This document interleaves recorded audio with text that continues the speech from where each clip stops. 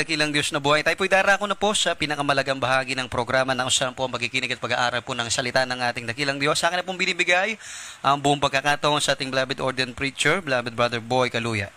Amen. Purihin po ang ating pinakamamahal na Panginoon. God bless you sa ating beloved MC, beloved Brother Paul. At mga manamahal, ang pinakamatas sa pagsamba at pagpupuri, pagluwalhati ay para sa ating Diyos natin pinaglilingkuran at nagpapaabot po ako ng pagbati sa lahat ng mga minamahal natin mga webcast viewers, sa ating mga minamahal mga kapatiran, Luzon, Visayas, Mindanao, maging sa labas ng ating bansa, sa mga kapatiran natin sa iba't ibang panig ng mundo. Mga minamahal, maligayang panonood po sa inyo at nagpapaabot din po akong dobleng paggalang sa ating minamahal at ginagalang na pastor, beloved evangelist Wildy Estrada Almeida, the end time prophet of our loving God.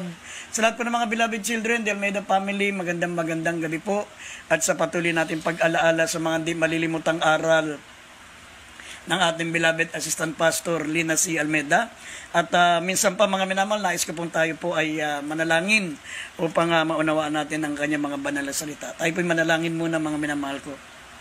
Opo, dakilat mapagpala po naming Ama, Diyos na makapangyarihan sa lahat. Malapang minsan pa kaming humingi ng kapatawaran sa aming mga pagkukulang, sa aming mga pagkakamali, sa aming mga kasalanan. Linisin mo pong aming mga puso. Sa gabing ito, malapang gamitin mo kami maging daluyan ng espiritual na pagpapala. Bigyan mo kami ng pangunawa sa iyong mga salita. Malapang noon, ang lahat ng mga nanonood at nakikinig sa gabing ito, hipuin mo po sila, lalo na po sa mga may mga taglay na karamdaman. Pagpalain mo po sila, aming sinasaway lahat ng gawa ng kalaban, demons of unbelief and doubts, demons of hindrances. We bind up our darkness in Jesus' name. Amen and amen. Maminamahal, kindly buksan muna natin dalawang pambungad na talata dito sa unang Korinto, Kapitulo 15, talatang 51 hanggang 52, at isunod natin ang Mateo 24, talatang 30 at 31. Dito po sa aklat ng unang mga taga-Korinto, Kapitulo 15, versikulo 51 at 52, narito, sinasaysay ko sa inyo ang isang hiwaga. Hindi tayong lahat ay mga tutulog, ngunit tayong lahat ay babaguhin. Sa isang sandali, sa isang kisap mata, sa huling pagtunog ng pakakak, sapagkat tutunog ang pakakak, at ang mga patay ay mga bubuhay na maguli na walang kasiraan at tayo'y babaguhin. Dito po sa aklat ng San Mateo, Kapitulo 24, versikulo 30 at 31. At kung magkagayoy lilitaw ang tanda ng anak ng tao sa langit, at kung magkagayoy magsisitagoy ang lahat ng mga angkan sa lupa, at mga kikita nila ang anak ng tao na napaparitong sumasa mga alapaap ng langit, na may kapangyarihan at dakilang kalwalatian, at susuguin ang kanyang mga anghel na may matinding pakakak, at kanilang titipunin ang kanyang mga hinirang mula sa hapat na hangin ng sanglibutan, mula sa isang dulo ng langit hanggang sa kabila. Amen. Purihin po ang ating pinakamamahal pang maminamahal sa pagkabasa ng banal na salita ng Diyos. Maminamahal ang ating pong paksa ay pamamagatan po natin, what is going to happen on earth after the rapture? Ano ang mangyayari maminamahal sa mundo natin pagkatapos po ng tinatawag na rapture o pagdagit ng mga banal? Mga minamahal, dito po sa banal na kasulatan, malalaman po natin, maminamahal, kung ano po yung mga magaganap. Ang mundo natin, maminamahal, nakasulat na po sa banal na kasulatan, lahat po ng mga mangyayari. Sa Biblia po, maminamahal, malalaman po natin dito yung nakaraan, yung past, present, at future. Yung mga nangyari noon, yung mga kasalukuyang nangyayari, at yung mga mangyayari sa darating na panahon. Dito po sa banal na kasulatan, maminamahal, sinabi ng Biblia, mayroon pong tinatawag na rapture. Ito po yung isang hiwaga. Ito po yung isang, sabi ng Biblia, ito po yung misteryo, maminamahal. Behold, I show you a mystery. We shall not all sleep, but we shall all be changed. Sinasaysay ko sa inyo ang isang misteryo. Hindi lahat ng tao ay mamamatay, kundi ang iba ay babaguhin. Sabi rito, in a moment, in a twinkling of an eye, at the last trump, for the trumpet shall sound, and the dead shall be raised, incorruptible, and we shall be changed. Sabi ng Biblia, maminamahal, magaganap po yung tinatawag na rapture, yung pong pagdagit ng mga banal. At ito'y magaganap, sabi ng Biblia, sa isang sandali. in a moment, in a twinkling of an eye. Ito po ay magaganap, mga minamahal, hindi po natin alam kung kailan, pero anytime. Sabi nga ng banal na kasulatan, mga minamahal, kung mababasa po natin Revelation 10:7, pagkaihip ng ikapitong anghel, kung magkagayoy magaganap ang hiwaga ng Diyos ayon sa mabubuting balita na kanyang isinaysay sa kanyang mga alipin na mga propeta. Ito na nga po, mga minamahal, yung tinatawag na pagdagit ng mga banal. Sabi, magaganap ang hiwaga ng Diyos. Ito pong mystery na ito, na walang ibang nakakaalam nito, mga minamahal, kundi ang mga Bible believer, ang mga anak ng Diyos. Mayroon pong tinatawag, mga minamahal, na pagdagit ng mga banal. At sa araw na yan, sabi ng banal na kasulatan, titipunin ng mga anghel ang hinirang ng Diyos mula sa apat na hangin ng sandibutan, mula sa isang dulo ng langit hanggang sa kabila. Yan, mga minamahal. Kaya nga dito po sa ating paksa, malalaman po natin ano po yung magaganap para mga minamahal, para sa mga mananampalataya, para alam natin, pag tayo naiwan sa rapture, alam nyo na kung anong gagawin natin. Pero kung ako sa inyo, mga minamahal, sa lahat ng mga mananampalataya, wag na nating hintayin na tayo po'y maiwan sa rapture. Mitiin natin na makasama po tayo sapagkat hindi po natin matitiis kapag tayo po'y naiwan sa rapture.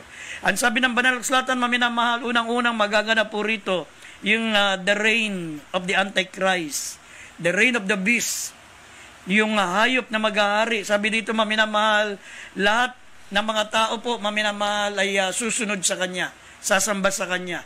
Lahat ng mga taong hindi nakasulat ang pangalan sa aklat ng buhay, kahit ano pa ang reliyon niya, kahit ano pa ang paniniwala niya, mga minamahal, sabi ng Biblia, sasamba sa kanya. O sasamba ang lahat ng tao dito po sa hayop. Lahat ng mga hindi nakasulat ang pangalan sa aklat ng buhay. Basahin po natin ito. Revelation chapter 13, verse 5 up to 8. At italo natin ng 16 hanggang 18. Dito po sa aklat ng Apokalipsis, Kabanatay 13, talatay 5 hanggang 8, talo ng 16 hanggang 18. Sa 5, at binigyan siya ng isang bibig na nagsasalita ng malalaking bagay at mga kapusungan. At binigyan siya ng kapamalaan upang magpatuloy na 42 buwan. 6, at binuka niya ang kanyang bibig sa mga kapusungan laban sa Diyos upang pusungin ang kanyang pangalan at ang kanyang tabernakulo, gayon din naman ang mga nananahan sa langit. 7, at ipinagkaloob sa kanya na makipagbaka sa mga banal at mapagtagumpayan sila. At binigyan siya ng kapamalaan sa bawat angkan at bayan at wika at bansa. 8, at ang lahat ng nangananahan sa lupa ay magsisisamba sa kanya, na ang kanyang pangalan ay hindi nasusulat sa aklat ng buhay ng kordero na pinatay buhat ng itatag ang sanglibutan.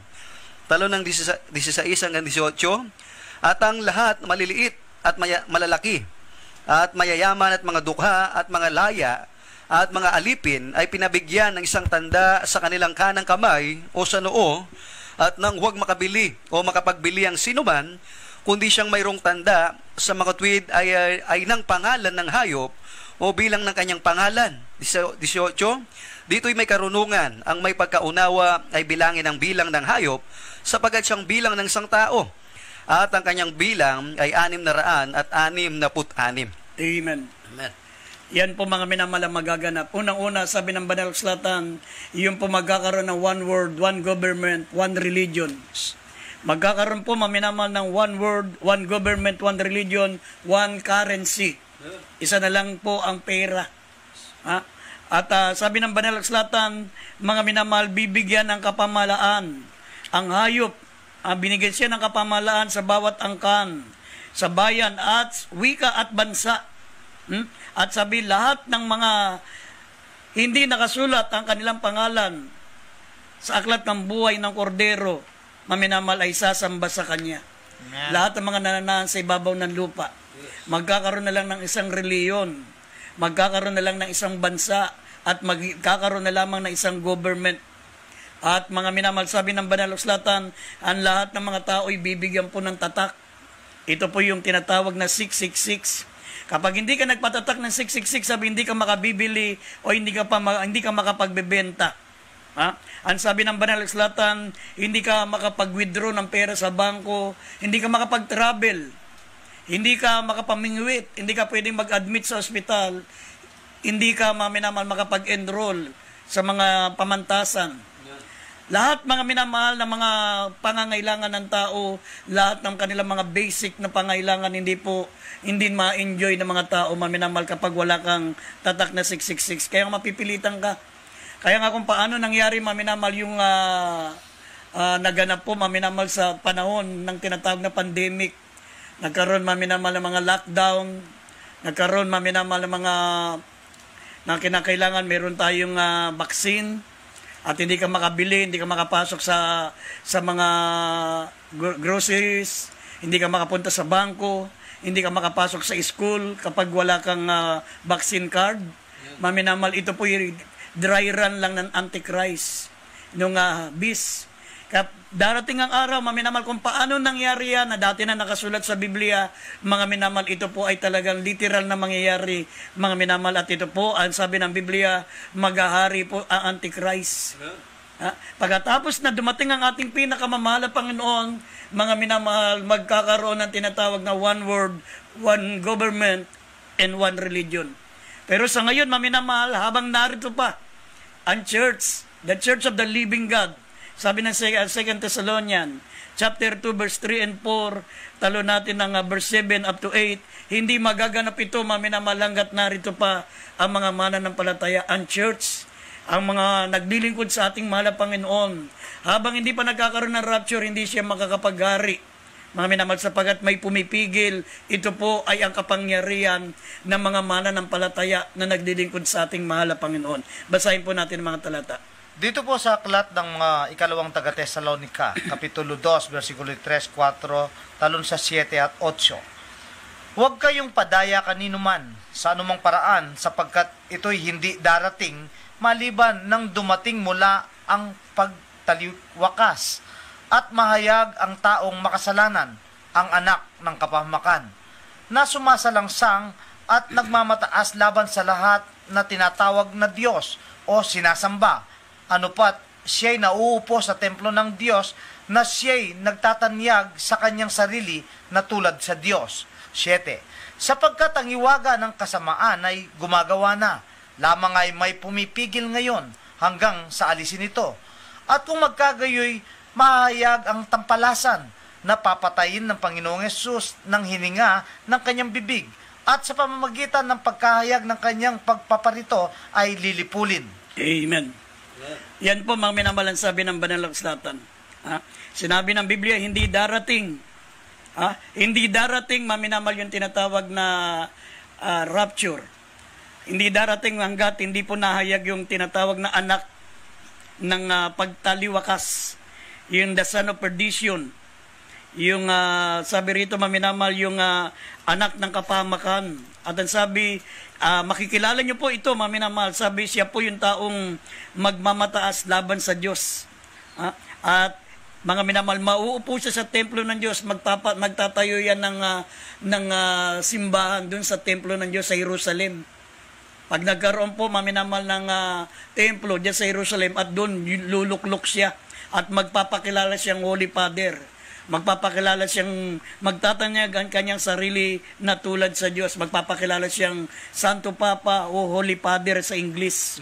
Sabi, itatanyag niya ang kanyang sarili na tulad sa Diyos.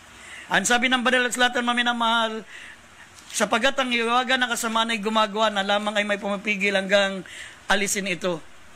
Gumagawa na siya, maminamahal. Kaya nga, meron na siyang dry run, yung katulad ng lockdown, katulad ng mga kinakailangan magpabaksin para ikaw ay makapagtrabaho. Kapag ikaw ay walang baksin, hindi ka makapasok sa mga pamilihan, hindi ka makapasok sa mga groceries, hindi ka makapasok sa school, hindi ka makapag-apply ng trabaho. Yan yung sinabi ng Biblia na ang hiwaga ng kasamaan ay gumagawa na, lamang ay may pumipigil hanggang alisin ito. Ang pumipigil sa kanya, maminamal yung church. Ang mga mananampalataya, sila po ang the church of the living God. Dahil hindi siya makagalaw, maminamalanggat narito po ang church. Sabi ng Biblia, ang church ay makapangyarihan. Sinabi, I will build my church and the gates of hell shall not prevail against against it. Hindi pwedeng manaig itong Antichrist na to hanggat narito ang church. Kaya nga, pahintulutan na mala Panginoon na magkaroon muna ng rapture. Sabi siya, ito ang pumipigil dito po sa bis na ito, maminamahal. Sabi, sapagat ang hiwaga ng kasamaan ay gumagawa na lamang ay may pumipigil ngayon hanggang sa alisin ito. Maminamahal, pag nag-rapture, seconds lang, mapapanood ng mga tao, maminamahal, through internet. Tekomsat, talagang buong daigdig makikita, maminamahal, mapapanood ng mga tao na meron na lamang tayong isang gobyerno, isa na lang bansa, at isa na lamang po ang religion. One world, one government, one religion. Wala na ang iba't ibang religion, maminamahal, magkakaroon na ng pagkakaisa. At sa araw na yan, maminamahal, sinabi ng Biblia, magkakaroon ng huwad na kapayapaan. Magkakaroon ng huwad na prosperity. Sapagat yun lamang pong may tatak ng 666, ang bibigyan po, maminamahal, ng kasaganaan. Yun lamang pong tatanggapin yung tatak ng Diablo, maminamahal, yung 666. Sabi rito, magkakaroon ng prosperity. Ang lahat ng mga magpapatatak ng 666 for almost 3.5 years. Sa loob ng tatlong taon at kalahati, magkakaroon ng tinatawag na huwad na kasaganaan. Sapagat pwede kang makabili ng sasakyan, pwede kang mga minamal makabili ng mga raming pagkain kahit wala kang pera. Maminamal, hindi na, no monetary system.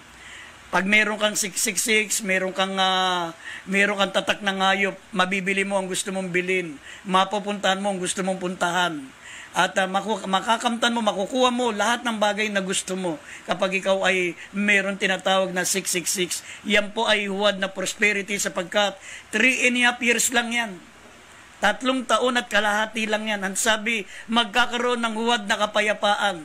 Yung mga mga tension ngayon, maminamahal, yung mga nagbabantang mga digmaan ngayon laban sa yung Amerika, laban sa China, yung North Korea laban, maminamahal, sa Amerika, yung China laban sa Taiwan. Lahat ng mga digmaan yan, lahat ng mga nag-aambang mga digmaan, pansamantalang mahihinto yan dahil mamamagitan po yung tinatawag na Antichrist. Siya ikikilalanin ng tao sa buong mundo bilang kapayapaan. Yung bibigyan siya ng tinatawag, maminamahal, na bansag, yung pong a man of peace. Siya ang nag-udyok ng kapayapaan sa buong mundo. Kaya sabi ng Banal na Kasulatan, ito pong kapayapaan, ito'y huwad sapagkat pagkatapos ng 3.5 years na kapayapaan, pagkatapos ng 3.5 years na kasaganaan, magkakaroon ng tinatawag na sudden destruction. Basahin po natin, Unang Tesalonica 5, talatang 3. Unang Tesalonica 5:3. Sabi po dito sa Unang Tesalonica 5:3, pagka sinasabi ng mga tao, kapayapaan at katiwasayan, kung magkagayoy darating sa kanila ang biglang pagkawasak, na gaya ng pagdaramdam sa panganganak ng isang babaeng nagdadalang tao, at sila ay hindi makatatanan sa anumang paraan. Amen. Pagkatapos ng kapayapaan, mga minamahal, sasabihin ng tao, kapayapaan at katiwasayan. Pero kung magkagayoy darating sa kanila ang biglang pagkawasak. Then, sabi rito, then sudden destruction cometh upon them. Pagkatapos ng 3.5 years, magkaroon ng greatest tribulation sa loob din po ng 3.5 years. Kaya anuin mo ang 3 taong kasaganaan. Anuin mo ang 3 taon at kalahati na kapayapaan. Sabi ng Biblia, for what shall profit a man if he gain the whole world but suffer and lose his own soul? Aanuin mo, maminamahal, ang kasaganaan at kapayapaan kung ito'y huwad naman. Amen. Sa araw na yan, sabi ng Biblia, magkakaroon po ng tagutom sa salita ng Diyos. Wala na po tayong makikitang nangangaral ng salita ng Diyos. Pupunta kayo sa mga simbahan, hindi nyo na mapapakinggan ang salita ng Diyos. Pupunta kayo, maminamal, kung saan tayo dati-rati, maminamal, doon tayo sumasamba, pero ang mapapakinggan po natin ay mga aral na itinataas ang Antikristo. Itinataas, maminamal, yung hayop nakalaban ang ating mahal na Panginoong Jesucristo, sasabihin ng mga tagapagsalita na siya mabuting tao, na siya ang makapagbibigay sa atin ng kasaganaan, na siya ang makapagbibigay sa atin ng magandang kinabukasan. Yun ang mapapakinggan po natin. Hindi natin mapapakinggan mga minamalang aral ng ating mahal na Panginoon na nakasulat sa banal na kasulatan, sapagkat magkakaroon po ng one word, one government, one religion. Amen. Sabi ng Amos Chapter 8, verse 11 and 12, magkakaroon ng kagutom sa salita ng Diyos. Kaya yung mga tao, mga mananampalataya na binabaliwala ang salita ng Diyos, halos ayaw na po, parang pinagsawaan na nilang makinig na salita ng Diyos. Darating ang araw, magugutom at mauuwaw sila sa salita ng Diyos, pero mga minamal, wala na silang mapapakinggan, sapagat magkakaroon ng tagutom sa salita ng Diyos. Sabi rito sa Amos 8:11 hanggang 12. Dito po sa aklat sa Amos, Kapitulo 8, versikulo 11 at 12. Narito, ang mga araw ay dumarating, sabi ng Panginoong Diyos, na ako'y magpapasapit ng kagutom sa lupain. Hindi kagutom sa tinapay o kauhawan man dahil sa tubig, kundi sa pagkarinig ng mga salita ng Panginoon. At sila'y magsisilaboy sa dagat, at mula sa hilagahan hanggang sa silanganan. Sila'y magsisitakbo ng parito upang hanapin ang salita ng Panginoon at hindi masusumpungan. Amen. Kaya nga, maminamal, sa araw na yan na wala na pong salita ng Diyos, wala na po tayong mapapakinggan salita ng Diyos. Right. Mamumuhay ang tao, mga minamal, ng walang Diyos. Mamumuhay ang tao ng walang Diyos. Gaya ng nangyari sa ikalawang Kronika 15, talatang 2 hanggang 3, maminamahal. Ang mga tao noon, nung pinabayaan nila ang salita ng Diyos, pinabayaan nila na makinig ng salita ng Diyos, sabi ng Biblia, pinabayaan din sila ng mahal na Panginoon. Wala nang mga saserdote nagtuturo ng salita ng Diyos, wala na po ang salita ng Diyos, at ang sabi ng Biblia, sila'y namuhay na wala ng Diyos. Amen. Kapag wala na ang Diyos, maminamal, wala na po ang salita ng Diyos, mamumuhay na ang tao na walang Diyos, sapagkat ang Diyos, ang salita mismo ng Diyos, ito po mismo ang Diyos. Amen. In the beginning was the Word. The Word was with God, and the Word was God. Kapag wala ng salita ng Diyos sa mundo, maminamahal, mamumuhay na tayong walang Diyos.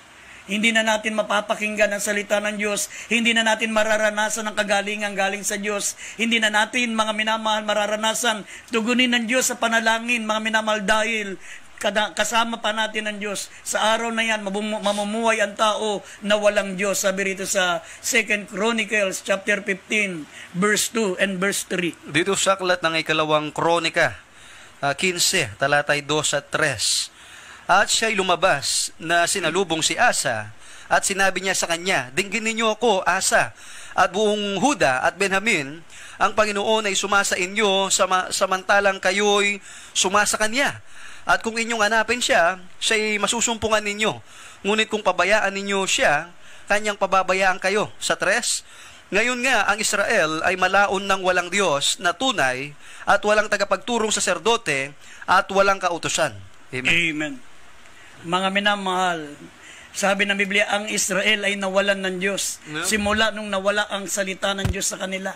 Simula na pinabayaan nila, mga minamahal, ang pakikinig ng salita ng Diyos. Nawala na ang mga saserdoting nagtuturo ng kautusan. Nawala, mga minamahal, ang salita ng Diyos. Kaya nga, sila po ay iniwan ng Diyos. Sabi, sila'y namuhay na walang Diyos.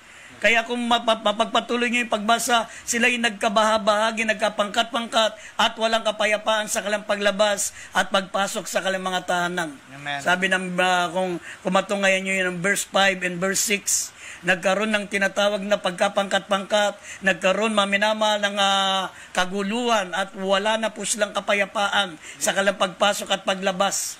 Kaya dito po sa banal na kasulatan, maminama, pagkatapos na mangyari yan, mararanasan ng mga Kristiyano ang tinatawag na the greatest persecution. Sabi rito, maminamal pa, kasusuklaman ng lahat ng tao, ang mga mananampalataya na walang tatak na 666. Sabi rito, basahin po natin ang Mateo 10, 21 hanggang 23, talon natin ang 28. Dito po sa aklat ni San Mateo, Kapitulo 10, versikulo 21 hanggang 23, talon sa 28. At bibigay ng kapatid ang kapatid sa kamatayan, at ng ama ang kanyang anak, at magimagsik ang mga anak laban sa kanilang mga magulang, at sila'y ipapapatay. At kayo'y kapuputan ng lahat ng mga tao dahil sa aking pangalan. Datapwat ang magtitiis hanggang sa wakas ay siyang maliligtas. Datapwat pagka kayo'y pinag-uusig nila sa isang bayang ito, ay magsitakas kayo tungo sa kasunod na bayan, sapagkat sa katotohanan ng sinasabi ko sa inyo, hindi ninyo matatapos libutin ang mga bayan ng Israel hanggang sa pumarito ang anak ng tao. 28. At huwag kayong mga takot sa mga nagsisipatay ng katawan, datapwat hindi nakakapapatay sa kaluluwa, kundi bagkus ang katakutan ninyo'y yaong makapupuksa sa kaluluwa at sa katawan sa impyerno. Amen. Yan po, maminamahal ang mga susunod na mga mangyayari. Lahat ng mga naiwan sa rapture, sabi ng Biblia, maminamahal, kapuputan kayo ng lahat ng mga tao. Hanggang, sabi rito, maminamahal, pati kapatid mo. Ipagkakanulukan ng kapatid mo sa kamatayan. Kasi lahat ng mga natataka ng 666, mag-iiba na po yung kanilang damdamin. Mag-iiba na po, maminamahal, ang kanilang diwa. Wala nang pag-ibig sa kapatid, wala nang pag-ibig sa mga magulang. Sabi rito, maminamahal, at ang ama ay ipagkakanulo ang kanyang mga anak at magsik ang mga anak laban sa kanyang mga magulang at sila ipapapatay. Kasi nabubuhay na silang walang Diyos. Kaya wala na yung pag-ibig, wala na yung malasakit sa kapwa, wala na yung malasakit sa mga magulang, sa mga kapatid. Mga minamal, totally, sabi, mga minamal, mangingibabaw sa puso ng tao ay ang kapuotan. Sabi, kayo'y kapupuotan ng lahat ng mga tao dahil sa aking pangalan, ngunit ang magtiis hanggang sa wakas ay siya lamang maliligtas. Kaya nga, maminamahal, sabi ng Banal na Sulatan, kapag nangyari ang mga bagay nito, kapag tayo po ay naiwan sa rapture, ang mga mananampalatayang pabaya sa paglilingkod, sabi rito, maminamahal, ito pa ang pinaka last chance na dapat natin gawin upang tayo po, maminamahal, ay maligtas. Mateo 24, talatang 16 hanggang 22, ito ngayon po natin ano po sabi ng Biblia. Dito sa aklat ng Mateo 24, talatay 16 hanggang 22. Kung magkagayoy, magsitakas sa mga bundok ang nasa Judea, ang nasa bubungan ay huwag nang bumaba upang maglabas ng mga bagay sa loob ng kanyang bahay. 18. At ang nasa bukid ay huwag magbalik upang kumuha ng kanyang balabal. Datapwat sa aba ng nangagdadalang tao at nangagpapasuso sa mga araw na iyon, at magsipanalangin kayo na huwag mangyari ang pagtakas ninyo sa panahong tag-inaw o sa Sabat man. 21. Sapagkat kung magkagayoy, magkakaroon ng malaking kapighatian na ang gayoy di pa nangyayari bungat sa pasimula ng sanlibutan hanggang ngayon, at hindi na mangyayari kailanman. 22. At malibang paikliin ang mga araw na iyon ay walang lamang makaliligtas. Datapwat dahil sa mga hinirang ay paikliin ang mga araw na iyon. Amen. Kaya maminamahal sa mga mananampalataya, o sino man kapag may naiwan, kahit ang mga hindi pa mga mananampalataya, pag dumating ang pagkakataong yan, sabi ng Biblia, maminamahal, lahat ng mga nasa city, nasa syudad, sabi ang mga nasa Judea ay magsitaka sa bundok. Yes. Ang pinakaligtas na lugar, maminamal, ay yung mga bundok. At ang mga nasa mga bumbungan ay huwag nang bumaba upang maglabas ng mga bagay sa loob ng kanyang bahay. Huwag ka nang bumalik, maminamahal. Kung saan ka naroon, tumakas ka na. Meron ka nakalimutang gamit mo sa bahay mo, nakalimutan mo cellphone mo, nakalimutan mo ang mga damit mo, meron ka nakalimutan. Huwag ka nang bumalik sapagkat, maminamahal, pag nahuli ka ng mga nagtatatak ng 666, pag hindi ka nagpatatak, pupugutan ka ng ulo. Ay, mababasa natin mamaya yan sa Revelation chapter 20 verse 4. Lahat ng mga ayaw magpatatak ng 666 ay pupugutan ng ulo. At ang sabi, ang mga nasa bukid ay wag nang magbalik upang kumuha ng kanyang balabal. Dapat sa aba na nagdadalang tao at mga nagpapasuso sa mga araw na yon. Ibig sabihin, maminamal yung mga nagdadalang tao. Kasi 7 years tribulation yan, maminamal, 7 taon yan. Kaya nga, habang sila po yung nagdadalang tao, mailuluwal nila yung kalang sanggol sa panahon ng tinatawag na greatest tribulation. Kahit sa araw na yan, mga minamalasabi ng Biblia, talagang isusuko nila ang kanilang pananampalataya sapagkat kapag nagutom yung kanilang mga anak.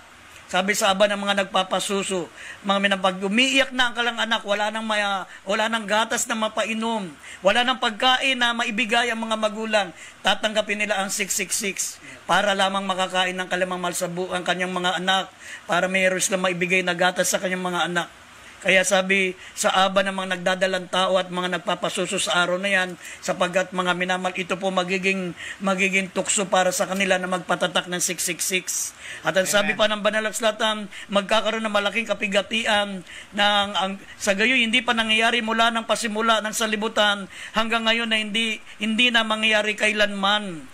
Malibang pahikliin ang mga araw na yon ay walang lamang maliligtas na dapat dahil sa mga hinirang ay pahikliin ang araw na yon. Amen. Dahil sa mga naiwan sa rapture ng mga mananampalataya, yung may kapigatian ng yan ay pahikliin ng ating mahal na Panginoon alang-alang sa mga mananampalataya.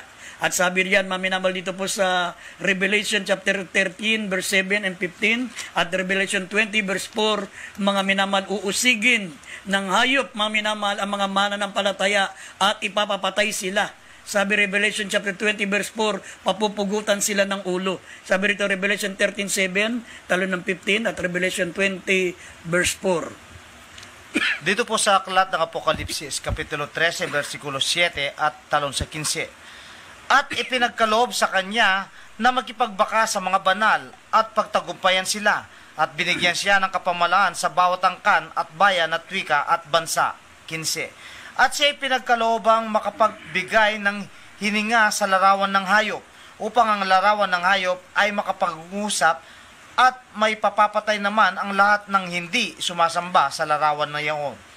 Revelation 20 verse 4. Dito sa Apokalipsis 20, kabanatang 20, talatay 4. At nakakita ako ng mga luklukan, at may mga nagsisuluklok sa mga ito, sila'y pinagkalooban ng paghatol, at nakita ko ang mga kaluluwa ng mga pinagutan ng ulo dahil sa patutuo ni Jesus at dahil sa salita ng Diyos. At ang mga hindi sumamba sa hayop o sa kanyang larawan man, at hindi tumanggap ng tanda sa kanilang noo o sa kanilang kamay, at sila'y nangabuhay at nagsipagharing kasama ni Kristo sa loob ng 1,000 taon. Amen. Amen. Yan po mga minamahal ang mangyayari. Ang sabi ng Biblia, mga minamahal, ipapapatay. Sabi ng verse 7, ipapapatay ng hayop ang lahat ng mga banal at pagtatagumpayan sila. At sabi rito, mga minamahal, siya bibigyan ng kapamalaan bawat angkan, bawat bayan, bawat wika at bawat bansa. Sa verse 15, sabi rito, mga minamahal, at pinagkalooban siya makapagbigay ng hininga sa larawan ng hayop upang ang larawan ng hayop ay makapagsalita, at ipapatay ang lahat ng mga hindi sumasamba sa larawan ng hayop at hindi tumanggap ng kanyang tatak. Pupugutan ng ulo, ipapapatay ang mga hindi tumanggap ng 666, hindi sumamba, mga minamahal, sa hayop. Pero pagkatapos nito, mga minamahal, pagkatapos na magari ang Antichrist, ibubugso ng Diyos ang kanyang kagalitan. The greatest tribulation, mga minamahal, ang mahal na Panginoon, parurusahan lahat ng mga tumanggap, mga minamahal, ng 666. Basahin natin Revelation chapter 16, verse 1 up to 4, mamaya, mga minamahal, 8 up to 10, at mamaya Revelation 16:12 up to 16, at Revelation 16:18 to 21. Ito po ang kasasapitan ng mga tatanggap ng tatak ng hayop. Basahin po natin mga talata. Dito po sa aklat ng Apokalipsis, Kapitulo 16, versikulo 1 hanggang 4. At narinig ko ang isang malakas na tinig na mula sa santuaryo na nagsasabi, sa 7 anghel, umayo kayo at ibuhos ninyo ang 7 mangkok ng kagalitan ng Diyos sa lupa. At umayo ang una at ibinuhos ang kanyang mangkok sa lupa, at naging sugat na masama at mabigat sa mga taong may tanda ng hayop na iyon at nagsisamba sa kanyang larawan. At ibinuhos ng ikalawa ang kanyang mangkok sa dagat, at naging dugo na gaya ng isang patay, at bawat kaluluwang may buhay sa makatuwid ay ang nangasa dagat ay nangamatay. 4. At ibinuhos ng ikatlo ang kanyang mangkok sa mga ilog at sa mga bukal na tubig, at nangaging dugo. 8. At ibinuhos ng ikaapat ang kanyang mangkok sa araw, at ibinigay nito sa kanya ng masunog ng apoy ang mga tao. At nangasunog ang mga tao sa matitinding init, at sila'y namusong sa pangalan ng Diyos na may kapangyarihan sa mga salot na ito, at hindi sila nangagsisi upang sila'y luwalatiin. At ibinuhos ng ikalima ang kanyang mangkok sa luklukan ng hayop na iyon, at nagdilim ang kanyang kaharian, at nginat-ngat nila ang kanilang mga dila dahil sa hirap. 12. Dito sa tuloy pong basa, dito sa 12 hanggang 16. Sa 12, at ibinuhos ng ika-anim ang kanyang mangkok sa malaking ilog, Euphrates, at natuyo ang tubig nito upang mahanda ang dadaanan ng mga haring mula sa sikatan ng araw. At nakita kong lumabas sa bibig ng dragon at sa bibig ng hayop at sa bibig ng bulaang propeta ang tatlong espiritong karumaldumal na gaya ng mga palaka. 14, sapagkat sila ay mga espiritu ng mga demonyo na nagsisigawa ng mga tanda, na pinaroroonan nila ang mga hari sa buong sanlibutan upang tipunin sa pagbabaka sa dakilang araw ng Diyos na makapangyarihan sa lahat. 15, narito, ako'y pumaparitong gaya ng magnanakaw, mapalad siyang nagpupuyat at nag-iingat ng kanyang mga damit, na baka siya'y lumakad na hubad at makita nila ang kanyang kahiyan. 16, at tinipon sila sa dako na sa Hebreo ay tinatawag na Armageddon. 18, talon ng 18 hanggang 20, at nagkaroon ng makidlat at mga tinig at mga kulog, at nagkaroon ng malakas na lindol na di nangyari kailanman mula ng magkatao sa lupa, isang lindol na lubang malakas, lubang kakilakilabot.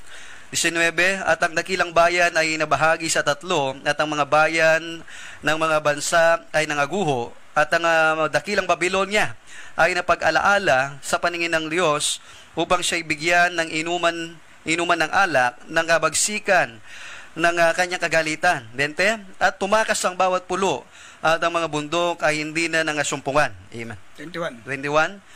At ang malaking graniso na kasing laki ng talento ay lumagpak sa mga tao buhat sa langit, at namusong ang mga tao sa Diyos dahil sa salot na graniso, sapagkat ang salot na ito ay lubang malaki. Amen. Yeah. Yan, mga minamahal, ang pinakaparusa sa lahat ng tatanggap ng tatak ng hayop. Unang-una, mga minamahal, sabi ng Biblia, yung sugat.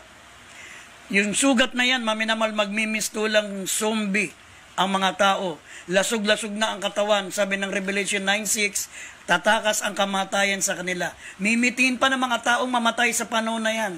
Lasog-lasog na yung katawan, pero buhay pa sila. At ang tubig ay magiging dugo. Pero dahil sa matinding init, matutuyo ang mga batis na yan, ang mga pinagmumulan ng tubig na naging dugo, wala na silang mainom kahit dugo, wala na silang mainom. Kaya nga, mga minamahal, yung mga tao na lang, sisipsipin nila yung dugo ng tao dahil wala na po maiinom kahit mga batis, kahit mga batis na naging dugo, matutuyo na rin to, hindi na rin nila, wala na rin silang maiinuman. Kaya yun yung tinutukoy sa Biblia, mga minamahal, na magkakaroon talaga ng zombie. Kaya ang mga tao doon, takbo ng takbo, takot na takot sila, magkakaroon ng dikawasang kadiliman, total darkness, mga minamahal, magkakaroon ng matinding init, na talagang hindi matitiis ng taong init, mga minamahal. At ang sabi, magkakaroon ng malalakas na lindol. Babagsak ang mga asteroids mula sa langit at babagsakan ng maraming tao. At ang sabi pa, magkakaroon ng digma ang pangdaigdig. At sabi ng Biblia, mga minamahal, yung matutuyo ang ilog Euphrates, at ang mga demonyo, mga minamahal, na parang palaka, pupunta yan sa mga leader ng mga bansa, at pag-aaway-awayin niya, mga minamahal, upang maganap ang tinatawag na malaking digmaan pandaigdig, na kung tawagin ay the Battle of Armageddon. Dadaan sila sa ilog Euphrates para magsama-sama sa lugar ng Megiddo, sa lugar ng Israel, upang maganap ang malaking digmaan pandaigdig.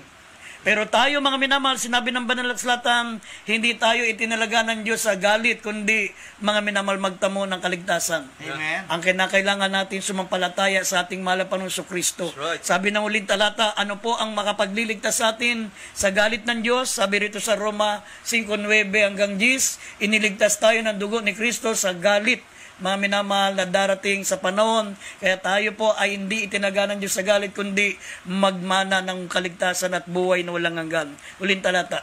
Dito po sa aklat sa mga taga-Roma, Kapitulo 5, versikulo 9 hanggang 11. Hanggang 10. Luba pa nga ngayong inaaring ganap sa pamamagitan ng kanyang dugo, ay mga liligtas tayo sa galit ng Diyos sa pamamagitan niya. Sapagkat kung noong tayo'y mga kaaway ay pinagpagkasundo tayo sa Diyos sa pamamagitan ng kamatayan ng kanyang anak, lubha pa ngayong nakapagkakasundo na ay mga liligtas tayo sa kanyang buhay. Amen. Yan po, maminamahal ang makapagliligtas sa atin. Sinabi ng Biblia, maminamahal, maliligtas tayo sa galit ng Diyos sa pamagitan ng kanyang banal na dugo. Ibig sabihin, sampalatayan na natin ang sakripisyong inihain ng mahal na Jesucristo sa krus ng Kalbaryo. Tayo po ay tumalikod sa kasalanan. Amen. Manampalataya sa ating mahal na Jesucristo, maliligtas ka, pati ang iyong buong sambayan. Kaya sa gabing ito, habang napapakinggan niyo ang waiting, I give you Jesus, mga minamahal, buksan niyo po ang inyong mga puso. Tanggapin yung ating pinakamamahal ng bilang sariling tagapagligtas.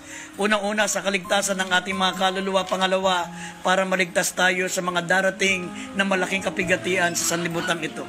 Sumunod kayo sa panalangin, maminamahal, banggitin niyo po mga tagang ito, sabihin niyo, dakilang Ama sa langit, ako po isang makasalanan. Nagsisisi po ako sa lahat ng aking kasalanan. Mala Panginoon, tinatanggap kita bilang aking tagapagligtas. Pumasok kayo sa aking puso, baguhin mo po ako, gawin mo po akong tunay na anak mo sa makapangyarihang pangalan ni Jesus, in Jesus' name. Amen and amen. Opo, dakilat mapagpala po naming Ama, patawarin mo po sila. Isulat mo ang mapangalan sa kalat ng buhay, gamit sila mga tunay na anak mo.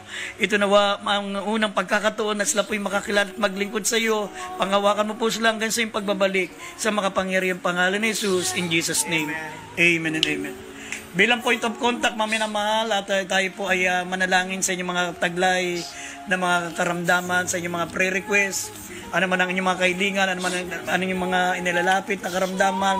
Maminamahal, ipatong niyo po ang inyong mga kamay sa inyong mga gadget na pinakinggan, sa inyong laptop, sa inyong computer, o hawakan nyo inyong cellphone. Ito po yung point of contact, at manampalataya po kayo, ipatong nyo inyong kamay sa bahagi ng inyong mga katawang may karamdaman o sa katawan ng inyong mga kamag-anak na may karamdaman. Sumunod po kayo sa panalangin, sama-sama tayong sumabay, maminamahal. O padakilat, mapagpala po naming Ama, patuloy po namin dinadalangin ang mga kapatid namin ito, complete healing namin, beloved brother Bong, Malapanginoon si Janet Pasigan, dalangin po namin, Malapanginoon ang pananakit ng kanyang talampakan, Alice Monteta, Malapanginoon, pagalingin mo po, Malapanginoon, ingatan mo, hallelujah, na maging maluba ang paan ng aming beloved sister Janet Pasigan, si Joyce Abuda, dalangin po namin, Malapanginoon, pagalingin mo ang kanyang karamdaman sa leeg, si Chang Mingding, malapandalangin po namin ang kanyang karamdaman back pain at pananakit ng kanyang kamay po, mo po, pagalingin mo po, malapangin din si Lo Chongke, malapan ang kanyang bukol sa kilikili, Malapanginoon, dalangin po namin, O Diyos, na mailabas na po siya sa ICU, pagalingin mo po, maging malapo kayo sa aming kapatid na ito, si Lo Chongke, Malapanginoon, si Yolanda Estacio, Malapanginoon, baguhin mo po ang baguhin po ang ugali, Malapanginoon, ng kanyang kapatid at tanggalin ang masasamang espiritu ng kanyang kapatid, Malapanginoon. Gayon din ang aming beloved Brother Juniel. Dalangin po namin, Malapang maibalik, Malapanginoon, ng pagmamahalan ng nilang mag-asawa, Malapanginoon. Hipuin mo po sila, dakilang Diyos. Hallelujah, bigyan mo sila ng harmony, bigyan mo sila ng pagkakasundo, dakilang Diyos. Kaya din si Brother Isidro, Malapanginoon, siya po'y kasalukuyang nasa paggamutan, siya po ay 50-50, Malapanginoon, ibalik mo ang kanyang buhay, bigyan mo ng pagkakataon, Malapanginoon, muli, na siya po ay makarecover at maglingkod sa iyo, Malapanginoon. Patuloy din po namin dalangin ng Sepra Construction, dalangin po namin pagpalain mo po, Malapanginoon, gawin mong maunlad, Malapanginoon, ng construction company na ito, Malapanginoon, ng Sepra Construction. Pagpalain mo lahat ang mga sumasabay sa panalangin. Sinasaway namin lahat ng uri ng sakit at karamdaman, demons of infirmities and diseases, demons of cancer, leukemia, diabetes, asthma, sakit sa puso, high blood, lahat ng sakit karamdaman, pinalalayas namin sa makapangyarihang pangalan ni Jesus. Be healed in Jesus' name. Be healed. Be healed in the name of Jesus. Bless them, O Lord God, in Jesus' name. Amen and amen. God bless you po, Mami na mahal. We love you so much. But there is Jesus loves you more. Binibigay natin ang buong pagkakataon sa ating beloved MC, beloved Brother Paulo Bondo. Amen. Praise the Lord. God bless you po sa ating beloved ordained preacher, sa ating beloved Brother Boy Kaluya. Sa mensahe po ng kaligtasan, nating napakinggan na pag-aralan sa gabing ito, tayo binagpala ng ating dakilang Diyos na buhay sa mga banal na salita. At muli po sa pangunang panalangin namin, Pastor, sa kay Panguna, kami pasamantalang nagpapaalam sa gabing ito at magkita-kita tayo muli sa araw ng bukas. At ating pong nakasama, nakapiling, ating pong mga ngaral, ating beloved ordained preacher, beloved Brother Boy Kaluya, sa ating beloved Brother Lito Payumo, at sa ating online technical side, ating beloved Brother Gary Nabat, beloved brother Adrian Cristal, na umatabay po sila sa ating webcast sa gabing ito. At sa lahat po ng ating mga beloved live webcast viewer, ang Diyos po magpala sa inyo sa patuloy yung pagantabay sa banal na programa ng Balang Panginoon. We love you in the Lord, but dearest Jesus loves you more. God bless you po, and good night.